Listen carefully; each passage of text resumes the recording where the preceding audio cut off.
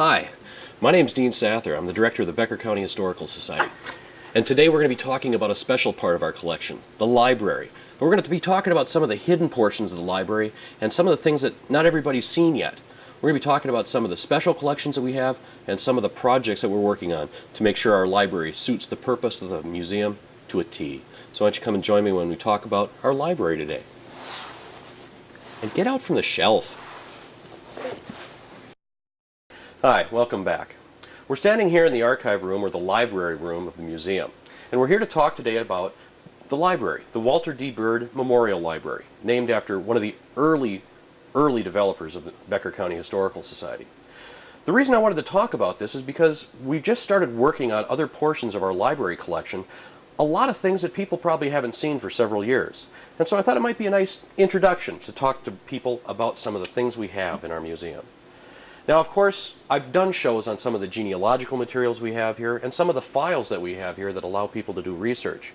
But when I talk about stories of history, one of the things that we always go back to are the written documents that we have of the history of Becker County. Now, our library is set up to a certain degree along certain themes.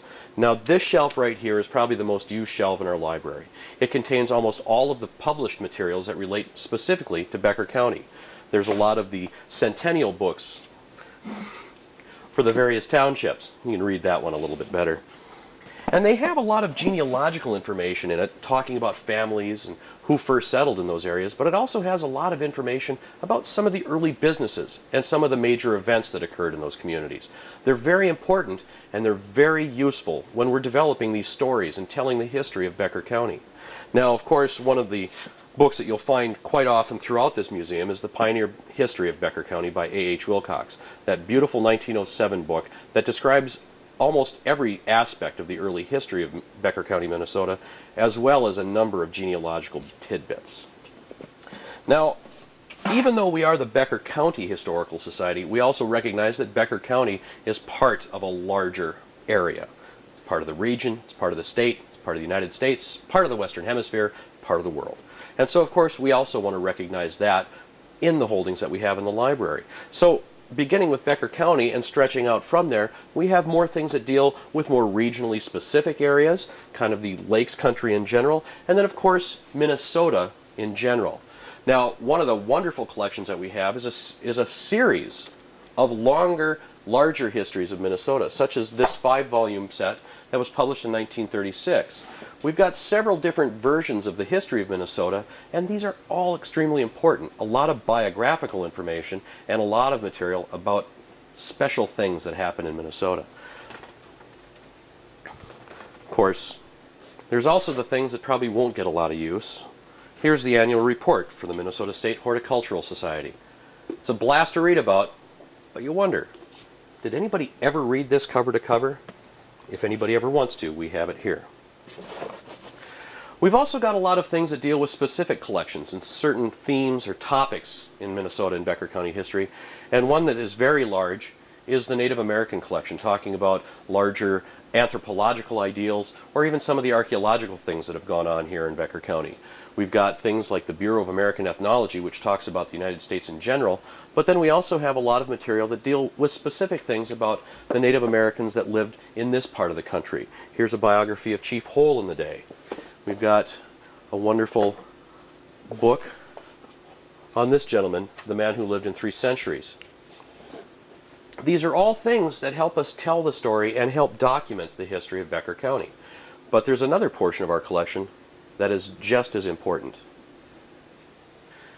And that collection deals with a good portion of our immediate history. Now, one of the collections that we're working on right now is our yearbook collection. And here you can see we've got a variety of yearbooks. I think our earliest one so far dates to 1926. It's the De Laconian, and goes right up through 1996. Now, here's one of the things I need to put a call out for, is that even though we do seem to have an abundance of these, we always need more. We don't have a full collection, and if you feel that you have some that might help us fill this collection out, I'd be happy to talk to you, and we'd love to have them here, because they're invaluable documents. And it's not just the high schools, but some of the elementary schools that have put out yearbooks are also here. Now, yearbooks are great, help us tie things down to times, dates, get some faces recognize what a lot of you people looked like many years ago. But there's also another aspect, and this is part of the Heart of Lakes Genealogical Society holdings, and it's this shelf right here. This contains the published family histories that have been produced by people or about people that lived here in Becker County. The wonderful thing about this is that it puts that time depth in, and a lot of these are the exact kind of things that we've been looking for when we talk about developing history and telling the stories, is that it's not just a listing of people who were in the family and when they lived and when they died, but it's a collection of photographs and stories about the people and their lives here in Becker County. And that's exactly what we're doing here. And that's what's so important. And I might add, this starts with those books we showed you first. Laying that foundation, getting that history behind us so that we can start telling that history of Becker County. And now, we're going to go talk to a couple people who are doing some very important work in a different portion of our holdings. We are inside a part of the museum that nobody has ever seen before. It is so rare and unique. Well, actually, it's the building next door. We use it for storage. But we got a couple of things going on here. When we first started remodeling the museum, we found that we had an abundance of literature stuffed into every nook and cranny. And so one of the first things we did was boxed them up and moved them out of our way so we could get some things done. Now the fun part of the process begins, and we got to start moving them back into the museum.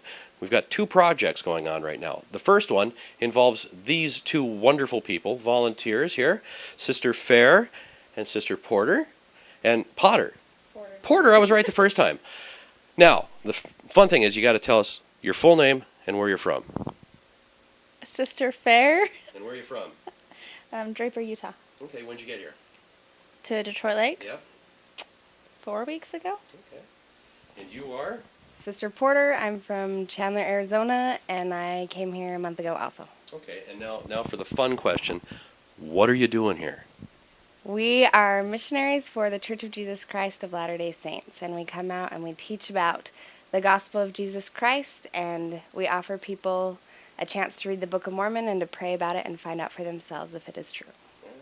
Now, we've had a lot of your compatriots come through, and they've been very gracious about volunteering at the museum. And, of course, far be it from me to pass up free labor. And so we've put these kind women to work here in this part of the museum, our house next door, and they're doing something wonderful for us. They're sorting out our law books and putting them back on display. Some of you that have visited the museum have seen some rather empty shelves in the basement, and these kind people are helping us take care of that. But there's yet one last portion of this story that we need to tell. Back to work. I'll see you guys later.